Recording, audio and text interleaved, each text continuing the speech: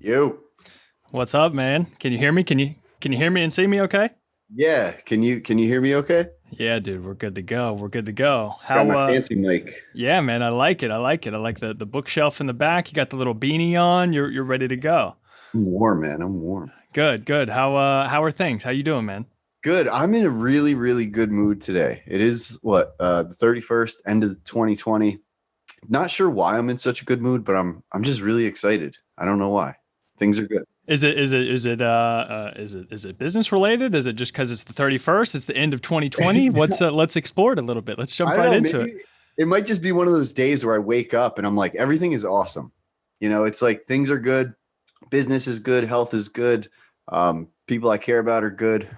So I'm just excited. The internet is good to me today. Sometimes, it's always wild going off on Instagram, Facebook, whatever. You get into some weird situations, but everything's good today. Ah, that's good to hear. I know. I like that. I like that's a good introduction. Yeah. As soon as it comes in, and I kind of want to jump because I was thinking about how to approach this conversation. I think first off, it's good to quote unquote like formally meet you.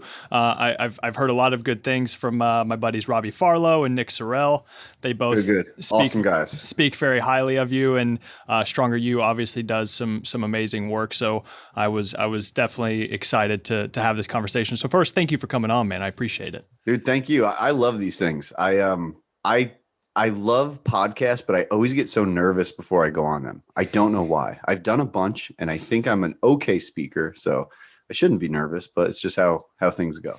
No, it's good. It's no, we're off to a great start so far. So no worries, no worries. I try and keep it as loosey goosey as possible, to be honest, because I've found that uh, honestly, that's how I get the most truthful conversations is just when people feel comfortable. And that's why whenever we were emailing back and forth, I was just like, yeah, it's pretty chill. There's not tons of, it's not going to be like an interview, like this question, then answer.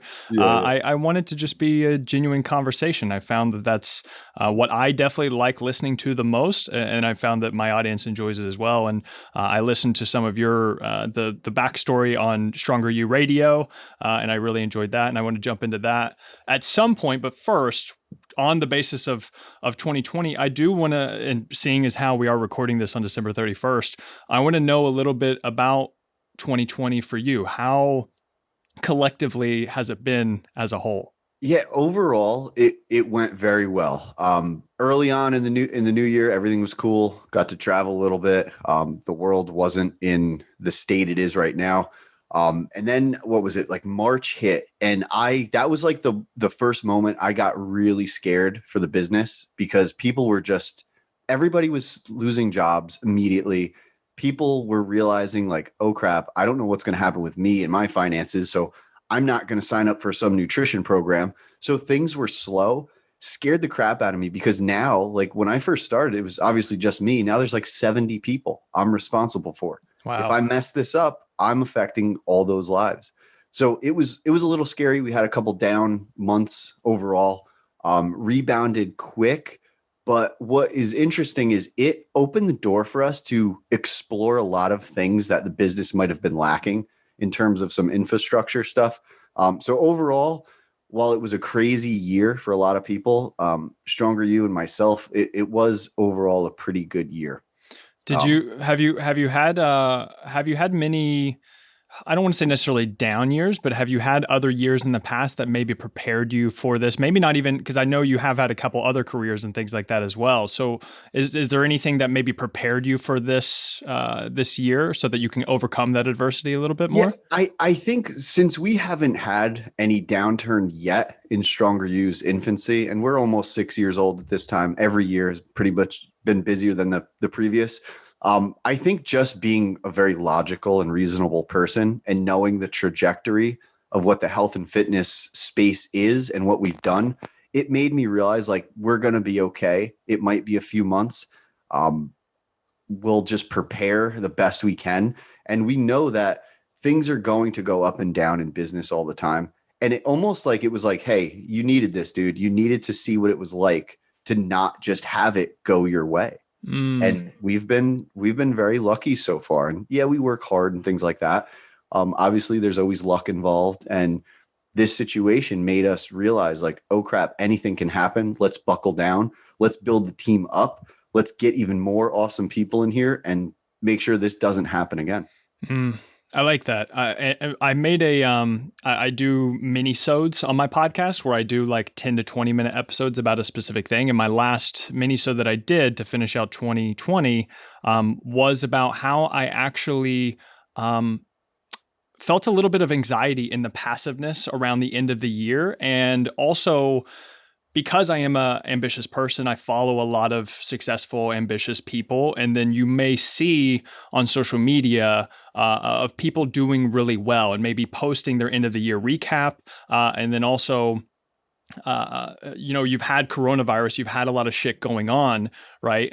But for me, whenever I see those posts, sometimes I do, question, should I have done better this year? Like, should I do, I'm still, so I actually just turned 27. I still fall victim to comparing myself to other people and things like that. And so what I'm wondering is, how do you feel about, I don't know, because some people, somebody actually mentioned to me, I know I'm rambling, but somebody just sent me a DM right before this podcast. And he said that minisode really helped him because he just saw a post. I think it was by like Diddy, and LeBron, I think, reposted it about like, if you didn't hustle in 2020, and if you didn't hustle in 2020, then you just don't have it in you.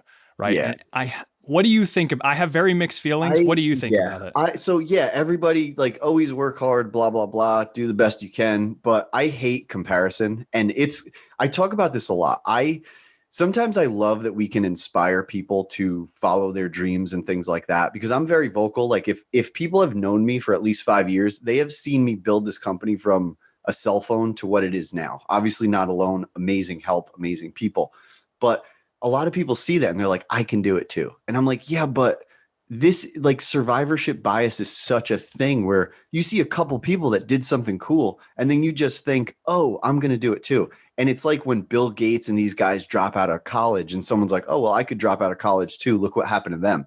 It's like, dude, you're not Bill Gates. Yeah. Like, you're really not Bill Gates. No. That is crazy.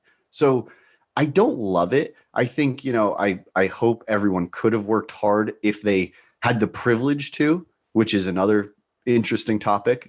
Not everyone can work hard. There's things that happen to people. So I hate that like hustle culture lifestyle. I hate the comparison because every situation is so different. Did you suffer with it more in the beginning stages of Stronger You? Because I think that it's and I'm not directing this towards you. I think it can be easier to get over the comparison as much whenever you have seen quite a bit of success. And I do this full time. Like, I have seen some success with online coaching and things like that. But I still think in the early stages you can get caught up in that. So has that evolved over time, or how have you kind of Yeah, I think approached it's it? it's worse now, and it's just comparing to things that aren't even in our industry, like other startup businesses, things like that. Early on, I didn't compare to anything because I didn't even know this was a thing. Other than like some bigger companies and a few people, I had no idea this like fitness professional world was a thing. And to our benefit, we can meet and bring on so many amazing people. So it's great. But I talk about it a lot. And the first time I met Nick and Robbie at a mastermind, I had no idea there were so many people out there like this. And then when I told my story, it was so different than people. Like, I didn't have email lists. I had a crappy website. I had such crappy systems that didn't even matter because I did an okay job or good job and everybody wanted to be a part of it. So it's Right. like, I think we would have had a worse situation if I knew about all that stuff, because I probably would have compared. Mm. So it's almost good that I was just blind to it. Ignorance is bliss, right? Yeah, Sometimes it really exactly. is. It really is. One of the and then what I finished up that mini-sode with, that little mini podcast, was how I plan on kind of overcoming that in 2021, because I think 2020 for me was very much a foundational rebuilding year. Like, I wanted to get a lot of things on the back end of things working streamlined, right? So that in 2021, I decided to make it the year of intentional action. So I wanted to get back to my roots of simply pumping out tons of content, just putting in the work. 2020 was very much a strategizing year, and 2021 is the year of intentional action, because I do think a lot of that comparison and those negative emotions come from simply not following through on the promises you make to yourself, right? And I think a big part of that is, dude, sometimes you just got to fucking get to work and then Yeah. adjust later on. Would you agree with Oh, that? oh yeah, 100%. And I think a lot of people, they're comparing themselves to people that they don't even really know if they're successful. They see like, and I joke about it all the time. I'm like, oh, I'm going to get 10,000 followers on Instagram so I could post some links, right? But it's like I know people that have hundreds of thousands that work jobs that they don't even talk about because they can't get their business off the ground. So those are the people that might be influencing the newer fitness professional into doing things that are really wrong, Yeah. and they get trapped. And I'm like, dude, I'll talk to you. Let's have a conversation. I'm not going to charge you anything. Like I want to help people and share my story because it's so unconventional. And when I do tell it, people are like, how did it work? And I say, well, because we worried about the customer and the thing that actually matters, not all this other garbage that you think is like hustle entrepreneur lifestyle.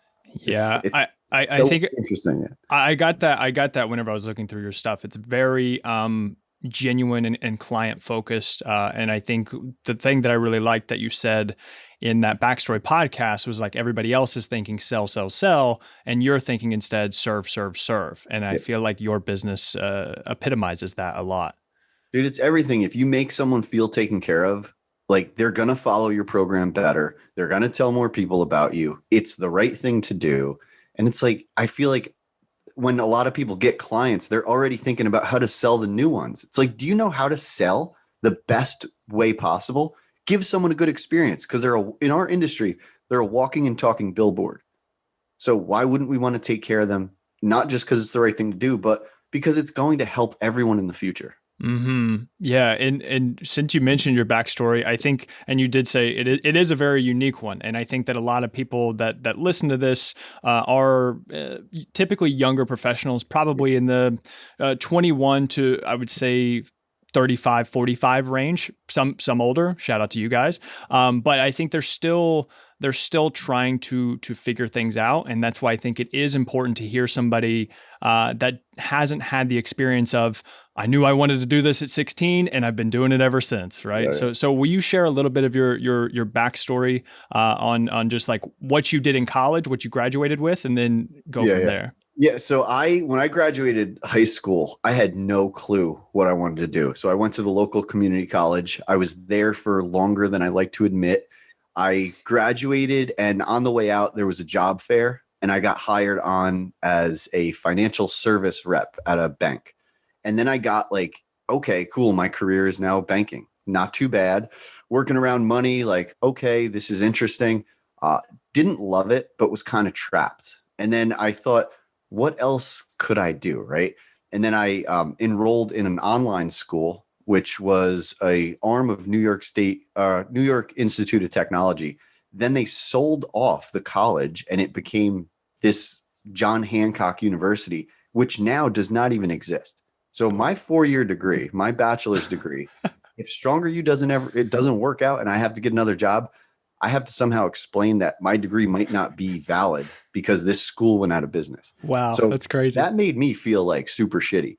On top of that, when I was trying to get out of banking, a blessing in disguise happened where you remember the movie Catch Me If You Can, where Leo Absolutely. DiCaprio, he's writing checks that weren't good, Yeah. the tellers were cashing them.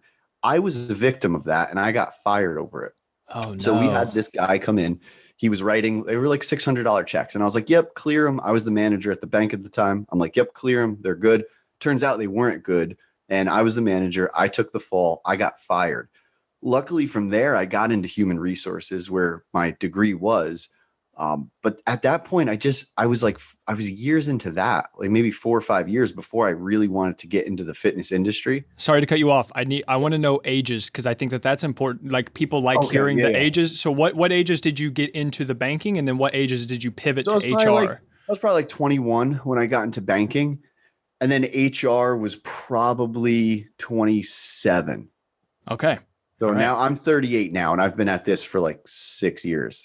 Right. So yeah, so I was in HR, and I'm still like dude, I'm thinking in my head, I'm like, you're too creative and you're being complacent. You're textbook underachiever. Like, do something cooler than this. So I was wondering, I'm like, how the hell can I get into the fitness industry? I was into it. I was working out again. I built a little corner of my garage into a little workout area. And I said, all right, I know how to do it. I'm going to put a CrossFit name on my garage. I'm going to paint the walls. I'm going to buy a bunch of new shit and I'm going to blow this out and I'm going to be in the fitness industry. Didn't work. Nobody really cared. Cold garage in New York. Nobody, like the local gyms were so much better. So I lasted like 13 months there, and CrossFit was like, hey, man, you need to give us another $3,000 to use the name. And I was like, crap, well, I don't want to do that. This is like a hobby gym at this point. And it was just after work. So I couldn't even focus on it. Maybe what, 6, 7 o'clock at night. And I pivoted to online nutrition, which is what I think people needed the most help with. And when I first started, I was getting so much shit because everyone was like, dude, no, it's sugar, it's this. And I'm like one of the, at the time, what is this, like 2014? I'm one of the few that's like, hey, that's not the problem. The problem is nobody knows how to eat. That's what we have to fix. And that's when developing the program was like, what are the problems people face? What are the solutions we could plug in to overcome those problems? Right. And then from there, it just kind of got out of control in a good way. Right. And with the nutrition coaching, it just started out as coaching just a couple of friends. Is that correct? Yeah, so it was industry colleagues that were I would call them friends at the time, but people on my Facebook feed that were like, "Hey, I see you're talking about this thing. I'll hire you." And I was like, "Oh shit, like is this a thing now? Do I just make up a price?" And the answer was yes, I did. I didn't do any research. I was like, I'm just going to get a little bit of money, take care of them and see what happens. And it was like all accidental, really. Right. Yeah. Because I remember reading or listening to your story, and you said that you didn't know if you should jump ship on your current because you had a full time job, right? And then I was still working. Yeah. right, you were doing the nutrition stuff on the side. And then when was that moment where you kind of were like, hey, I can actually fucking do this? And So then do I jump ship? Right. dude, it was weird because, like, again, very unique story. Probably a couple months in, I could have financially done it. But again, I like to think like not necessarily everything happens for a reason, but things kind of happen when they're supposed to based on whatever the heck your experience is and your preparation for it. So I could have probably quit a few months in, but I was like, wait, no, let's make sure this is a thing. So that also lasted about 13 months where I did both. So I was on the phone in the mornings, hiding in the bathroom at work, going to my Facebook at work, which, is not a good thing to do as an employee. And then I was like, I was talking to my girlfriend at the time, now my wife. I was like, what do I do? Like, do I stop that? And I did everything to prepare, like maxed out 401k, didn't even use the paychecks I was getting from work. I was like, all right, I need to make sure I can do this. And at that time, I think it was, I'm going to mix up years now, but was it 2016 in the summer? And I was like, all right, guys, I'm out of here. I'm going all in. And Right. But that's you when, but you had planned for it as far as savings and things like that, and making sure that you did the logistical side of things to make sure this wasn't just like, oh cool, I want to do fitness now. I don't have tons of money in savings, but I'm just going to give it a go. yeah, I mean, at that time I was very lucky. We were very busy. I was making good money. So I had a lot of cushion, but I made sure that that cushion was there before I did it. And that's one thing I think a lot of people don't want to do. They don't want to wait. I mean, with anything, right? Everybody's impatient about everything, which is the irony of the fitness professional. We're here to sell patience to people, and we want to be like overnight successes. And I was Right. like, well, this took me a while, like 13 months before I was ready to like mentally jump ship. How I guess this could go towards business or with fitness. How do you build up that patience? How do the question that I love Beer. right. That's true. The thing I love talking about is how do you choose the long term over short term gratification? Like, how do you what do you recommend? I always think about you in the future. And like the name is episodic thinking, right? Like what is Mike like a year from now? Is that a better Mike to jump ship than the Mike right now? Yes, it is. And that's how I make most decisions. I'm like, well, yeah, biologically, like everything's trying to make us make decisions like right, like in a jiff. in a jiff. I can't believe I just said that. In a jiffy, right? Yeah. But we're logical humans. We have more safety than we used to have in prehistoric days, and we need to realize that if we just chill out a little bit, things are probably going to be better if we don't rush everything. And I think if I would have jumped ship earlier, I just don't think this would have happened because I would have made decisions based on desperation. And when you don't have to make certain decisions, when you're just like super chill about stuff, good things just happen. No good comes out of a stress decision.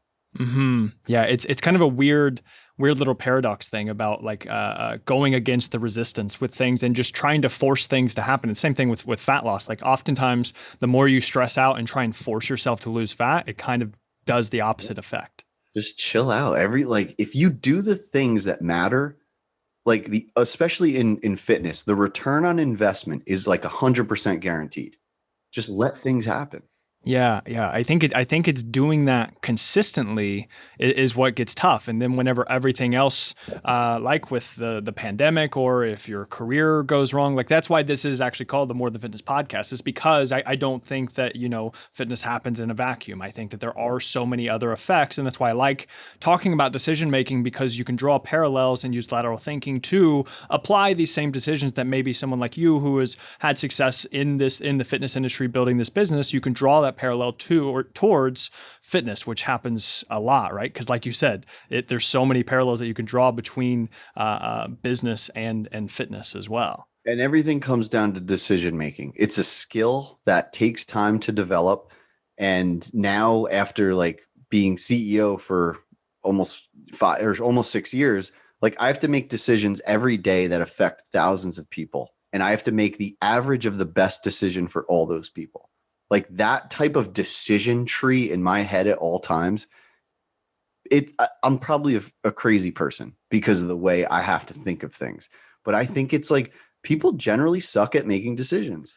It takes a while to develop that, and you have to know why you make decisions based on what your values are, based on who's affected, and it's so complex, but it's so fascinating. How much of because I couldn't agree more, but I want to dig into that.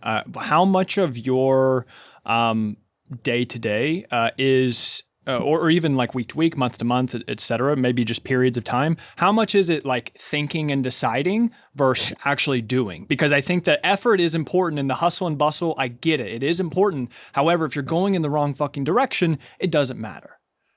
It's hard to put a time on it, but I would say I might even say most of my time is spent thinking of stuff. It's crazy. I mean, I watch, end of the night with my wife, watch TV.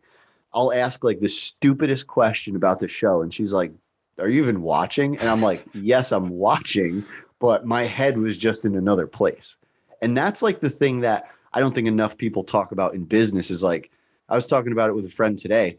Like the time investment in your head, it's just from the moment you wake up to the moment you go to bed, you're thinking about how to make this stuff better so other people are better.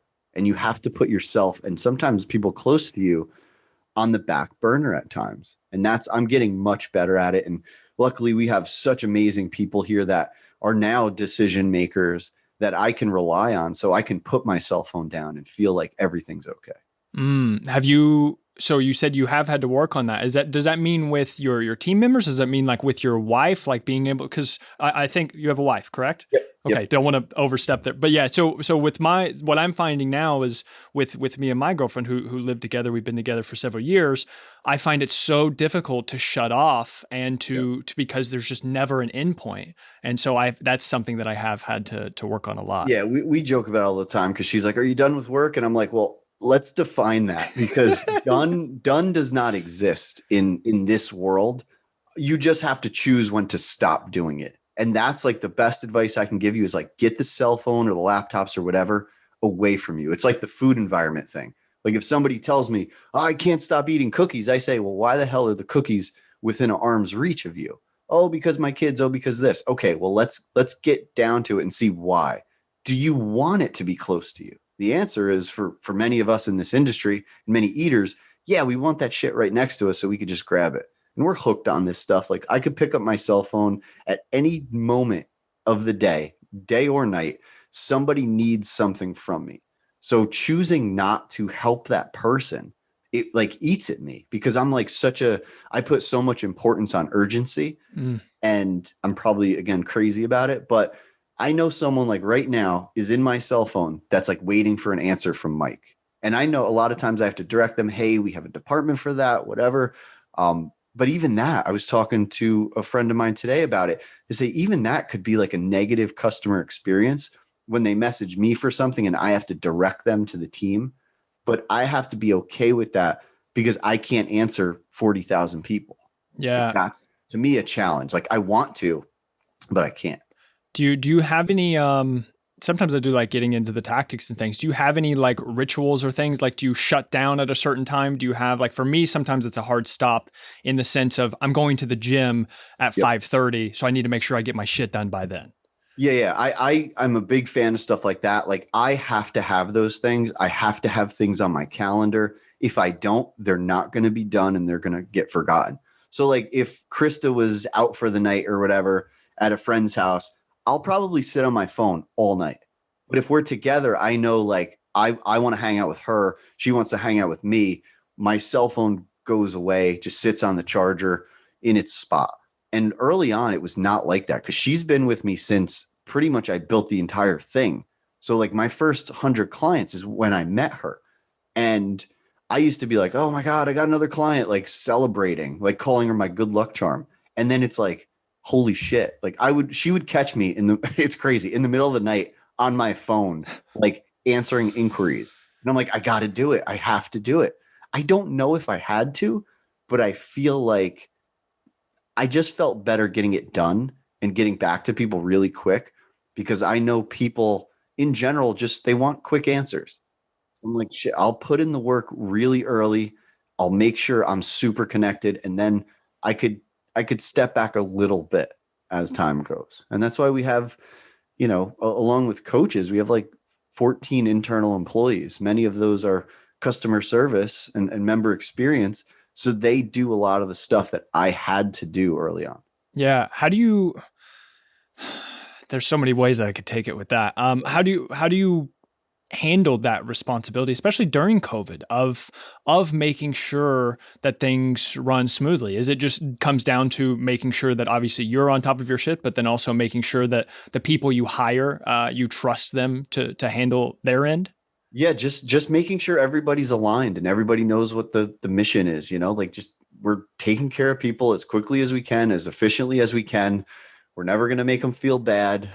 We hire very well, I think, so we never really have to worry. And that's the biggest thing for me is like it was just me. I was the only person that would ever talk to anyone. And now there's so many interactions going on every day that I'm no part of.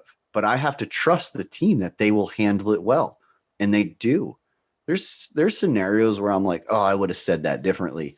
Ooh. And it's like, all right, we just make it better. Learn from it, move on. What's your preferred method of learning about areas of your weaknesses basically? Do you like reaching out to mentors? Do you like reading books? Do you like listening to Um, podcasts? What's your Yeah, I don't source? really have the mentor thing is really tough because we're in such a unique business, and I don't know many people that have done something similar that are open to talking, and people that have done something similar, I learn more from what they do wrong, or in my opinion, what they do wrong than what they do right. So I'll read a lot of books. Halfway through most of them, I'm like, yeah, this is the same crap I read in the other one. It's just repurposed. YouTube videos in like I'm like all over Reddit. There's a lot of like startup stuff. I like to go outside of the industry. I Yeah. think a lot, and maybe I'm judging wrong, but a lot of our colleagues are very much like only learning from each other. And then we just look like carbon copies. Like everyone's Instagram looks the same. Everybody says the same thing. And I'm guilty of it too. I've copied people with certain things that worked. But I look at it, I'm like, man, we got to be different. And that's why, like, again, I'm glad I didn't know this world existed when I started, because I think I would have went down a much different path. Yeah, I understand that completely, and that's exactly what I do as well. And I think that's why some people may look at least some of my stuff and think that it is somewhat like original, but it's because what I do is I steal ideas from different areas, like different fields that aren't fitness, like you said. And I think that You know the that's, book Steal Like an Artist? It's a yeah, short read. Austin Kleon. I love Dude, him. that like there's a couple books that I think are like the reason this happened, and that's one of them. Because it's like, all right, fitness stuff is not new. Like we're not learning anything new about fat loss. Like we got it down. The strategies are another story, but the reason and the cause of it, like we got it. And I was like, when I was starting, I just had a bunch of people that were like, dude, you're not going to be different. It's the same thing, this, that, and the other thing. I'm like, yeah, well, I'm just going to borrow ideas from the things that I think work, throw out all the other crap, and I'll package it up in the way that I think people need it. And that's just kind of that book and his follow up. He has two follow ups. Mm-hmm. What was the second one? Show your work and then Show show your work and keep Keep going. going. Yeah. Yep. Show your work and the first one were my favorite ones. Yeah, I think that's an interesting subject as well, as far as um, not it's not necessarily. If you guys hear the dogs, I apologize. I've got That's okay. three dogs upstairs freaking out over probably a leaf. But what I was saying is, I think a lot of people get so caught up, especially in the beginning, of just trying different shit, and I think that not having shame can be very, or not worrying too much about ego and just like Oh yeah. trying shit. Because like I put out something yesterday. I was going to put an Instagram story up to other coaches. Sometimes I like to give advice to other coaches about just like, you're going to swing tons of times and sometimes it's just going to completely strike out. But that's part of the process of eventually hitting that home run. Yeah. I think, and I say this a lot. It's okay to care what people think. Just don't let it control the way you live your life. Mm, Because there's so many times early on when I would like type something up and I would have like some like higher level fitness professional on my mind, like, oh, he's going to see this and he's going to think I'm an idiot. mm. And now I'm like, I don't give a shit. There's a lot of people. I post all the time. I am everywhere. There's a lot of people that probably think I'm an idiot, probably don't like me.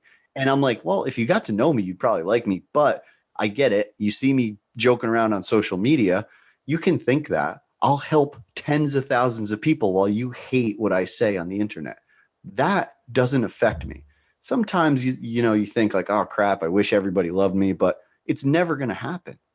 Like pizza is the greatest food in the world and not everybody likes pizza. Right. So why are we going to care? Like I don't know. It's a fascinating topic, man. But I think a lot of people limit their potential success because they're worried about maybe even people like us, what we think of their posts. Who cares? Say it. Look at my post, get inspiration, say it a different way, whatever.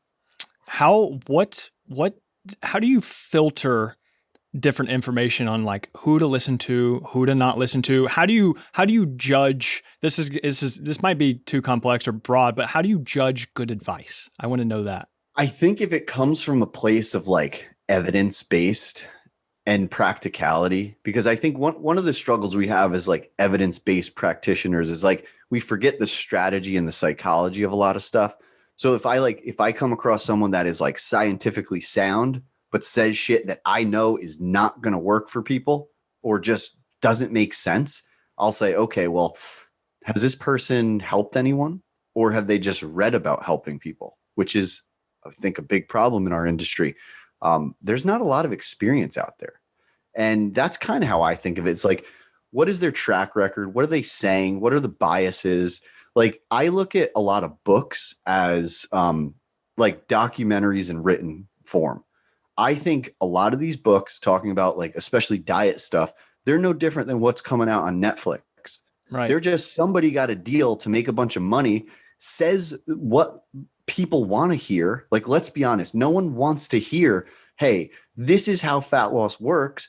But the problem is no one knows how to do it. Let's fix that. That's a hard thing to sell, which is when I think about it, I'm very, and I don't say this a lot, I'm very proud of what we've done because we sold a solid service. We didn't sell bullshit to anyone. We didn't sell calories in, calories out. We sold how to apply calories in, calories out and get people to stick with it. And that's where like I always think like who's saying it? What is their reasoning for saying it? What are the people that are in their circle that are maybe agreeing or disagreeing? And to me, it's like, it takes time, right? It's like, you don't know, because I was misled early on. I was like, oh, paleo, that's the thing. And then I'm like, wait a minute. This person just wrote a book to tell me that beans are bad for me. It doesn't make any sense. Like, Right. think, like, you have to just be logical. Yeah. And that's what's lacking. I think it's, you have the flat earthers, you have all these people that believe certain things. There's those versions in fitness and nutrition. And those are the ones you have to be careful of because they're Yeah. just selling you a crazy story to make some money. Especially the ones who are very charismatic and like Oh, yeah. believable. You know, Right. I think that that can be tough. And I think I noticed this. Did you ever have a moment like this? I think I've told this before, but it was basically whenever two of my people that I really looked up to conflicted against each other. And so it was Lane Norton, who I was one of the first people that I Yep. found in the fitness industry. He's, he knows his shit. Don't get me wrong. He knows his shit. And then the other one was John Kiefer with carb backloading. Okay. Right. Yep. And so I followed carb backloading to a T. I thought like it was evidence based. I was like, I'm on the cutting edge of science and things. And then one day Lane Norton comes along Slash. and starts talking shit about carb backloading and John Kiefer, and my head exploded. I was like, oh no, like what? Everything that I knew was a lie. Did you ever have a moment like that where two of the people that you looked up to then like disagreed with each Oh, other? yeah, like similar stories. You're Yeah. just like, wait a minute. Like, I tricked? And I think that's the thing. Like, none of us want to be like, oh shit, I was wrong. I got manipulated. And it's like sometimes some of these people aren't trying to manipulate. They're just misinterpreting things as well. Or new evidence comes out and they realize they're wrong, but maybe they're too far down the rabbit hole and they're selling books. So now for them to admit they're wrong is taking books off a shelf. So that's tough. So now I don't see much of that now because probably like you were more advanced now. We like, okay, we cleared all the bullshit out. We know what matters. So like now that it's like nuance. It's like Lyle McDonald will argue with Mike Mike Israetel. Israetel about Yeah. volume. It's like, okay, I don't give a shit about that. I'm not going down that rabbit hole. But Yes. it's like if somebody comes to me and says, "Well, Mike, this book says it's not about calories, it's about hormones." And I say, "Okay, this is revealing your misunderstanding of the calories in, calories out energy balance equation. Hormones are a part of it. Let's talk about that. It's not that it's not important, it's that it's a part. And when this happens, this happens." And that's the thing that these people writing these books and tricking everybody, they're not talking about it because that's not as exciting. Because when you talk about calories, you're subtly telling someone there's something you're doing wrong. We have to find what that is though. And when they say it's hormones, it's like, "Oh, it's not you, it's just your body. That's Right. like different from you, the person." So people like that. I like that. I wish that was the case. But it is. It's like in this modern food environment, you're telling me it's hormones and not how easy it is to eat everything. Right. That's the problem. Like, I get super excited about this topic. I think the energy balance equation is the most interesting and misunderstood thing. And if we can get normal people to understand it, they will be much better eaters. And that's like what I love to talk about. Right. Well, then let's dig in real quick. What are just a few key things? Because I call this fitness essentialism. That's what Yep. I call it, and it's just like off the book Essentialism from Greg McKeown. I just Right. all I did was I applied that to diet and exercise and just kind of the big rocks. Great book. Yeah. Right. Yeah. So what do you being a nutrition coaching company and things? What Yeah. do you think some of those big rocks? So I mean, obviously, it's like we have to figure out how many calories people need based on whatever lifestyle they're living. And I think one of the issues many people have with the whole calorie thing is they're like, "Well, I did it before," and then you dig in and you're like, "Well, did you count calories or did you miscount calories?" And usually, like we talk about all the time, it's weekday dieting versus weekend dieting. So now they don't believe in calories because of something they might have done on certain days. They don't realize the impact of those certain days and maybe even two bad decisions. Maybe they got an appetizer and a drink. And if they were not to get that, they'd be okay. So I think another problem is people don't really think of like what happens on one side affects the other side. Mm-hmm. They might misunderstand how many calories they burn at rest. They might misunderstand how many calories they burn during a workout, and then what that does to subtle movement like NEAT Mm-hmm. Somebody busts their ass on their Peloton for an hour, their body might just be like, all right, I'm chill. I'm not even going to walk. And that person isn't conscious of that. Yeah. So now that 500 calorie readout of calories, which let's be honest is probably overestimating, reduces because they're sitting on their butt. So is the net calorie burn like 150? But now they're like, oh, well, I worked out. I burned 500. I'm going to eat 500. But then they Right. eat 700. So it's Right. like, oh my God. And it's like getting people to understand the nuance of all that is how you solve people's problems. Mm-hmm. And that's the thing I get excited about. It's like macros, we're just going to make sure you're making right decisions and you're consistent. And then we're going to measure what happens over time. You're going to talk to me. We're going to see what's happening. And we're just going to adjust from there. And that's the methodology. Because I think I'm on board with that as well. Maybe not from the very get go. It depends on the person. If they've been tracking calories forever, like it's obviously context dependent. But I do think that tracking calories and the anti-diet culture and things like that that's what they've gotten That's wrong. becoming a diet itself. Like, Anti-diet, yeah. yeah, it's like let's like just distill it down to what people need to know. Like we're in this problem or in this situation because we don't really know what we're doing, and tracking something helps that. If you have some kind of like aversion to it, ED signs or anything like that, like yeah, let's figure something else out. But for the average person, like you're in this situation because you don't really know what's happening. This is going to reveal what's happening and build behaviors so maybe you won't have to track in the future. Yeah. Yeah, I think that's what's key. I think, and I don't think that's talked about enough. We're not talking about tracking every Right. gram for the rest of your life. This is just Yeah. like this is the training wheels to get to the next step. Like this is what's required to give you, unless you want to just pick up a nutrition textbook and go into proteins, carbs, fats, calorie balance, all this other shit, which I don't recommend because I've gone through it. I think instead track your food, track your calories, work with a company or work with a person who knows what the hell they're doing so they can guide you along the way and explain why things may do certain things so that you don't have to do that Right. forever. I don't track a damn thing right now. And Right. I'm Yeah, same. I'm like crushing maintenance, like because it's the person I've become, maybe due to tracking. I Yeah. have this awareness now that I wouldn't call it intuitive eating. I would just say I keep my eyes open. Like I pay attention. I know what I eat. I know what behaviors will lead to certain meals and I don't know, decisions.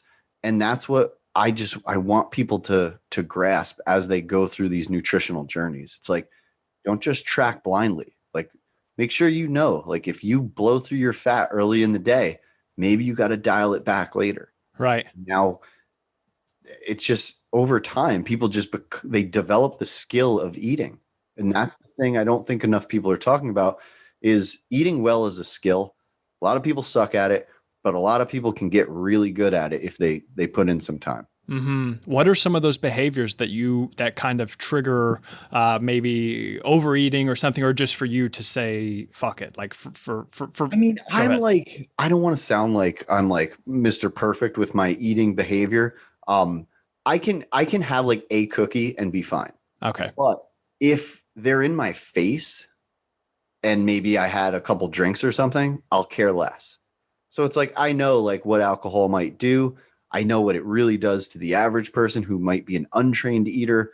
So it's like, hey, if that's going to happen, like try to put those hurdles up or those barriers up before you get to it. So for me, it's like, all right, if there's cookies around, just don't drink. Like just have one and be cool. And my Right. wife loves baking, so there's shit around all the time. Yeah. Yeah. No, I know the feeling. I know the feeling. It's Especially, nuts. I'm actually funny enough. I'm for the holidays. I'm in my parents' house right now, and my mom Oh just yeah. I'm from Kentucky, and Okay. there's food everywhere. Yeah. It's chaos. You have Um, to have these strategies to like keep it, away. And that might be sleep. Like one of the jokes we say all the time is like, we thought we were nutrition coaches, but we're really just putting adults to bed. Like we're teaching yeah. them to go to sleep, you That's know? funny. That's great. Yeah, no, it's absolutely what it is, and I think oftentimes it is just constantly. I talk about the coaching with a lot of my clients is it's just the art of getting back on track. It's just the art of consistency, right? Just figuring out what's the lowest resistance we can have to make sure that we nail these big rocks most of the time.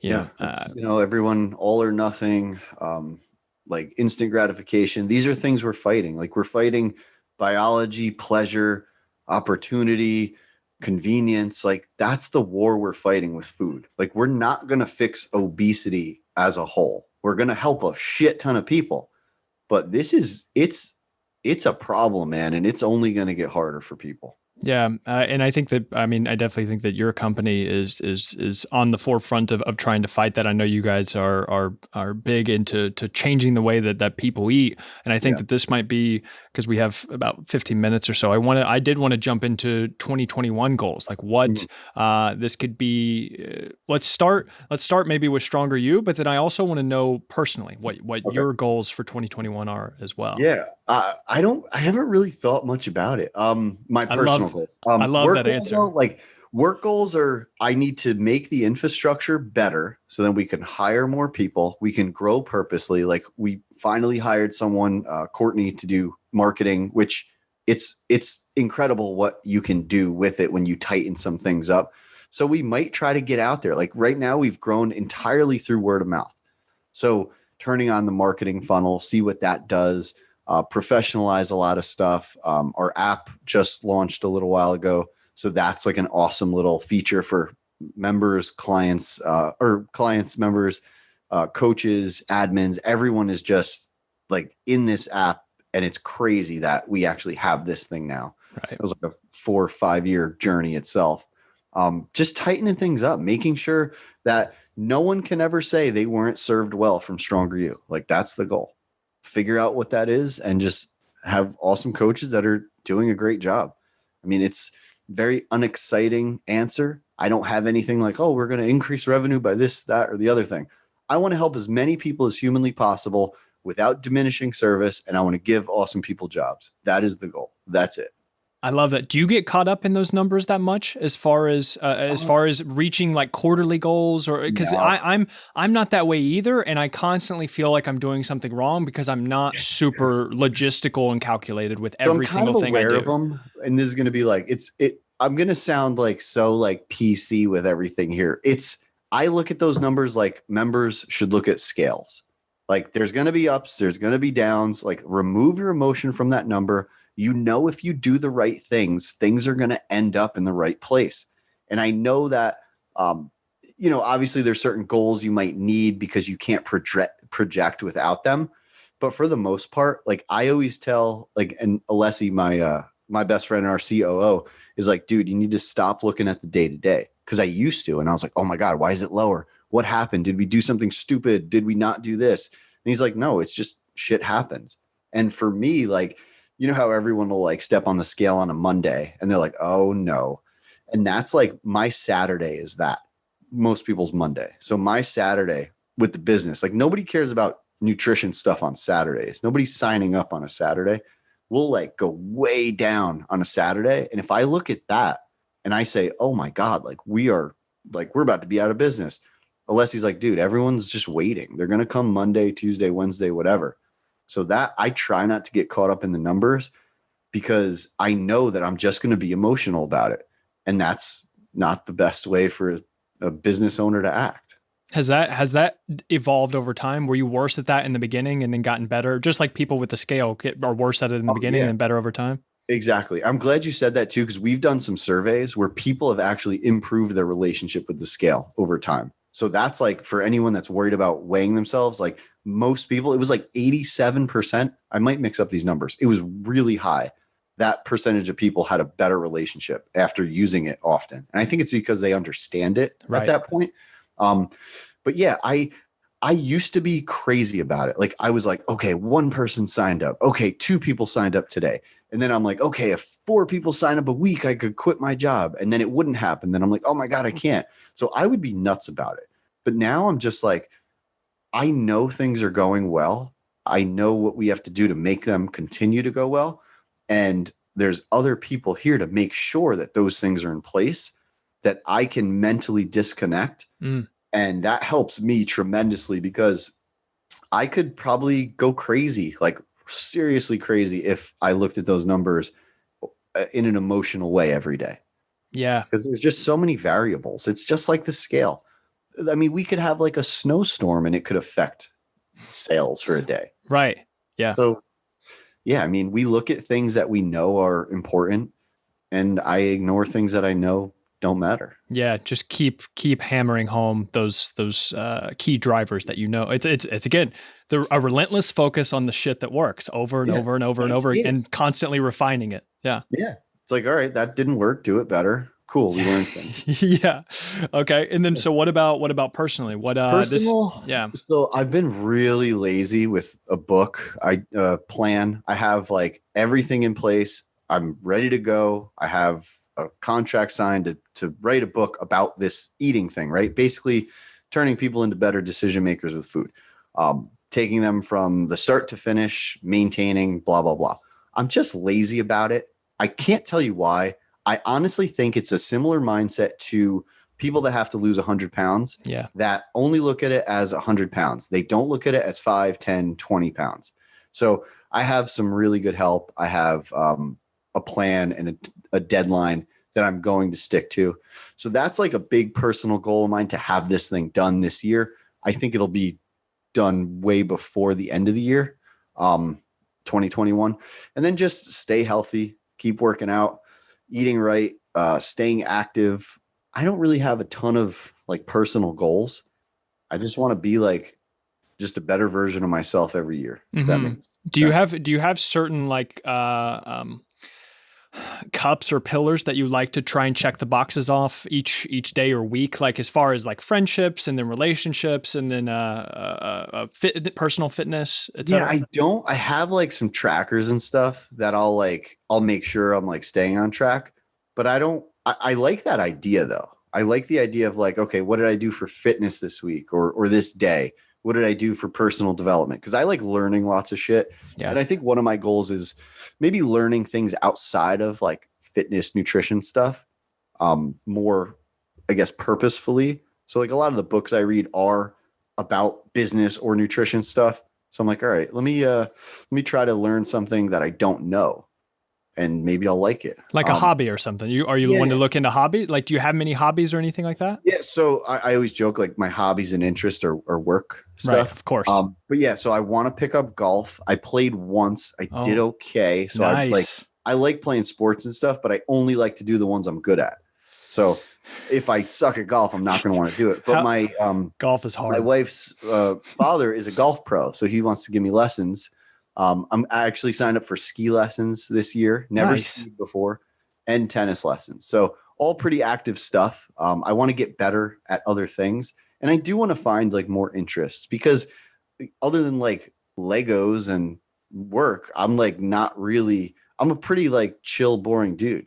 Like I love hanging out with people. Now we can't really do that because of COVID and stuff, but yeah, I just want to have a good time. I think life is interesting. It goes really quickly, and I don't want to regret not doing stuff. You Yeah. know. I 100% agree, man. Well, we're coming close to time. I think there's one more question I do want to ask that I sometimes I ask this question to some people and other people I don't, but I think that this would be fitting here. What I want to know is if you did have an alternative life and you could do anything, you could be a certain height, you could have an amazing singing voice, you could be super athletic, you could have any career that you would want. What would that be? Well, it would have probably already passed because at 38, an NBA All Star is no more. But when I was a kid, I wanted to be in the NBA. Then I'm only 5'10" and didn't really work out. I could shoot, but yeah, I didn't work. I would love to do that. I was like a Michael Jordan lunatic when I was a kid, and that was like my career aspirations were like NBA. Wasn't realistic at all, obviously, but that's what I think I would like to do. I Yeah. don't know how it would have went, but that's probably it. I can't think of anything else. Like No, not like astronaut or anything like that. Like I just wanted to go in the NBA. I get it. Well, as you can see from the wall behind me, my Yeah, parents are pretty big UK fans, yeah, yeah, and they're pretty disappointed this year, if I must yeah. say. Yeah. But yeah, that's been something fun with me and Nick. Have been going back and forth, and we actually just lost to Louisville. So Sad Yeah. day. I mean, Sad I day couldn't there. imagine though. It's really interesting because if this career wasn't going the way it was, I don't know where I'd be. I would not be a satisfied person. And I'm very fulfilled with this. And that's like something I wish everybody could feel at work. And that's a part of the reason I love like what we've done at Stronger You is we give people jobs that don't suck. Most people have a job that they don't want to go to. And human life, it's so crazy that most of our waking hours are spent doing things we don't want to do. That's not my case, and I'm very lucky for that. Yeah. I think your story is a testament to it too, of constantly readjusting if you need to, if Yep. you're not fulfilled because of your past careers and things. And now, you're waking up on a daily basis, excited Dude, about what you're about to do. I work for fun. Like Right. that's the craziest thing. And that's like how does Stronger You become successful? The owner of the business loves to do what he does. Maybe that's it. I don't Yeah. know. Yeah. I'm not any genius. Right. Nothing like that. I just Right. like to help people eat better. Yeah, yeah, and super handsome. So no, that Austin Kleon, that he talks about Yeah. work as play. Like I love every time I feel overly stressed or overly analytical, I do love opening up Austin Kleon's books, and it's just a refreshing outlook on life and business, and it's just you have to realize that especially also whenever you view it as play, whenever you do relax, like we talked about at the beginning, not trying to force things, like taking my own advice here, uh, things tend to fall into place just magically, Dude, right? Like it just happens.